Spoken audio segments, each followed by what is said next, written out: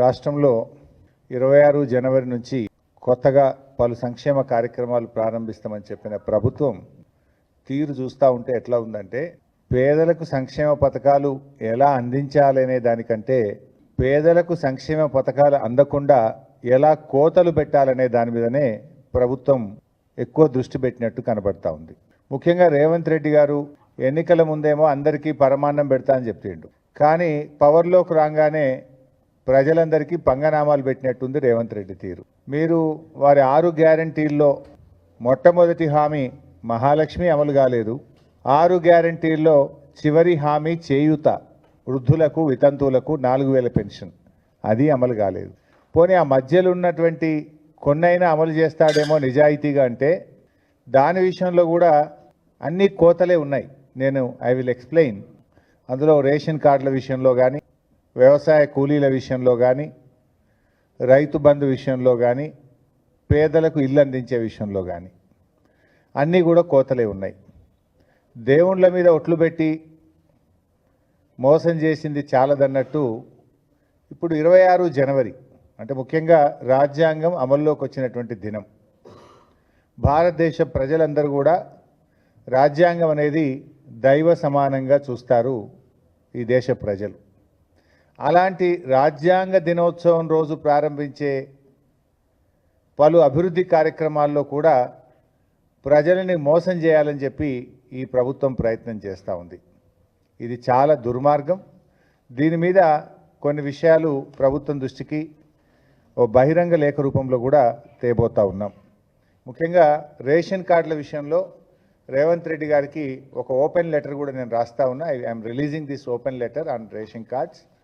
ఈ ration cards విషయంలో ఇవాళ రాష్ట్రంలో అన్ని గ్రామాల్లో కూడా ఆందోళనలు జరుగుతూ ఉన్నాయి. ప్రజలు తీవ్రమైనటువంటి ఆవేశాలను సర్వేకి వచ్చిన అధికారుల మీద వెలుబుచ్చుతూ ఉన్నారు. పాపం రేవంత్ రెడ్డిది, శాపం అధికారులది అయిపోయింది.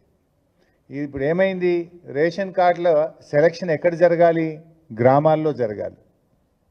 వీళ్ళు గ్రామాల్లో అసలు ఎవరు అర్హులు అనేటువంటిది చూడకుండా మొన్న కులగణన సర్వేను బేస్ చేసుకొని, కులగణన సర్వేలో ఎవరైతే రేషన్ కార్డు లేదని చెప్పారో ఆ లిస్టును మాత్రమే వీళ్ళు ప్రింటౌట్ తీసి గ్రామాలకు పంపినారు.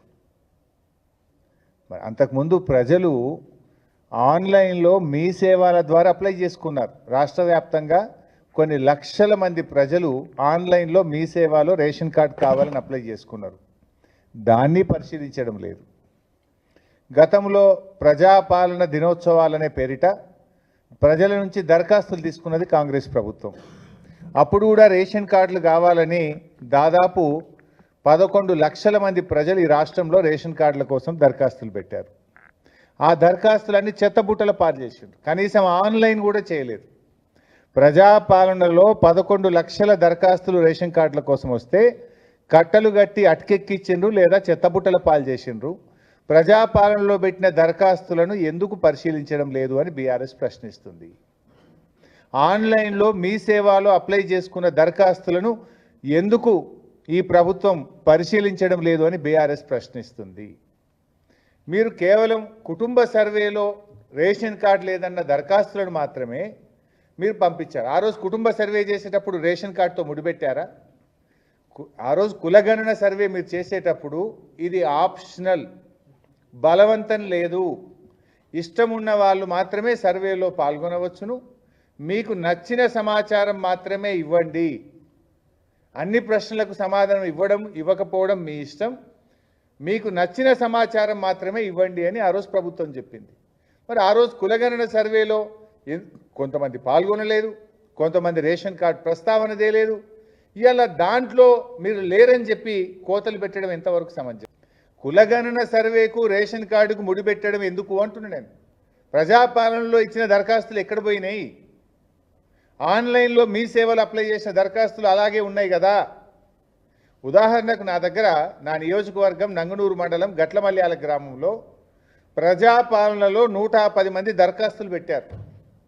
ఇవాళ ఆ ఊరికి 40 మంది మాత్రమే లిస్టు అధికారులకు వచ్చింది.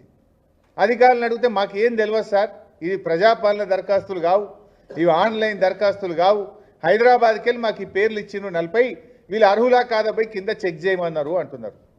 మరి ఆ 110 మంది ఏం కావాలి అంటే ఈ రకంగా ఇలా రాష్ట్రం అంతా కూడా ప్రజలు తీవ్రమైనటువంటి ఆందోళనలో ఉన్నారు. ఇదే కాంగ్రెస్ పార్టీ ఏం చేసింది, రేషన్ కార్డుల విషయంలో మా ప్రభుత్వం మీద చాలా బురద జల్లే ప్రయత్నం చేశారు.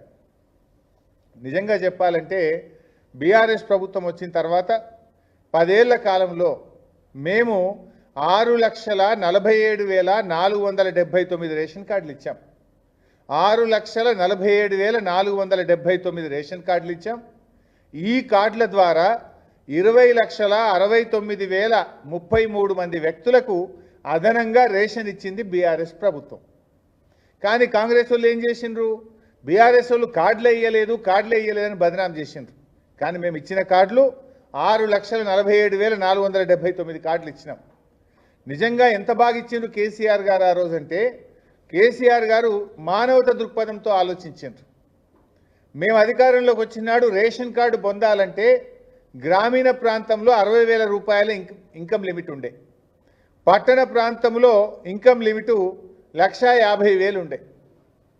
కానీ కేసీఆర్ గారు ఈ ఇన్కమ్ లిమిట్స్ పెంచాలి, పేదలందరికీ రేషన్ కార్డులు రావాలి అని చెప్పి 60,000 ఉన్నటువంటి ఇన్కమ్ లిమిట్ను గ్రామీణ ప్రాంతాల్లో కేసీఆర్ గారు 1,50,000కి పెంచారు.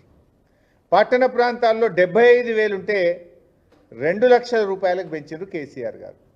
అంటే 60,000 నుంచి 1,50,000కి పెంచినాం, 75,000 నుంచి పట్టణ ప్రాంతంలో 2,00,000 రూపాయలకు ఇన్కమ్ లిమిట్ పెంచినాం. ఎప్పుడు ఇది 2014-15 మేము అధికారంలోకి వచ్చినాడు. అప్పుడు కాంగ్రెస్ ప్రభుత్వమే అధికారం ఉండే మాకంటే ముందు. అప్పుడు 60,000 75,000 ఇన్కమ్ లిమిట్ ఉంటే దాన్ని 1,50,000 2,00,000 రూపాయలకు పెంచి పేదలందరికీ కూడా సాయం చేసింది బీఆర్ఎస్ ప్రభుత్వం. ఆ రోజు మేము ఇచ్చిన మెమో ఇది, నేను ఇది కూడా చదివి వినిపిస్తా. ఇది 28/11/2014 28/11/2014 మెమో నంబర్ 900. ఇందులో ఎంత స్పష్టంగా చెప్పింది మా గవర్నమెంట్ అంటే, the annual family income ceiling for issue of food security card rupees 1.5 lakh and below in rural areas and rupees 2 lakhs and below in urban areas. This decision has been taken keeping in view that through the outsourcing employees, low status of employees in private sector whose income is very low are not coming under the ambit of eligibility of food security cards, though they are deserving. Therefore, to cover such deserving persons under the scheme, the income limit is increased. Outsourcing ఉద్యోగులు, అంగన్వాడీలు, ఆశాలు, RTC ఉద్యోగులు, అదేవిధంగా private సెక్టార్లో పనిచేసే పేద ఉద్యోగులకు కూడా తెల్ల రేషన్ కార్డు దక్కాలని చెప్పి ఆ రోజు మా ప్రభుత్వం 2014లో పెంచింది. ఇవాళ 10 ఏళ్ళు అయింది కదా పైసా. 2014 నుంచి 10 ఏళ్ళ తర్వాత ఎంత మరి రేట్లు పెరిగినాయి, ఎంత నిత్యావసర వస్తువుల ధరలు పెరిగినాయి, ఇన్ఫ్లేషన్ ఎంత పెరిగింది. మరి ఆ ప్రకారంగా ఇన్కమ్ లిమిట్ పెంచాలన్నా వద్దా? ఆ 2014లో బీఆర్ఎస్ పెట్టిన ఇన్కమ్ లిమిటే పెట్టిండ్రు. మరి మేము కూడా ఆ రోజు గదే 60,000 గదే 75,000 పెట్టే రేషన్ కార్డులు ఇవ్వాల్సిన అవసరమే ఉండకపోవు కదా బీఆర్ఎస్ ప్రభుత్వానికి. మాదేమో మానవతా దృక్పథం, మేమేమో ఎంత ఎక్కువ మందికి కార్డులు ఇవ్వాలని మేము ఆలోచిస్తే, మీరేమో ఎంత ఎక్కువ మందికి కోత పెట్టాలని మీరు ఆలోచిస్తున్నారు.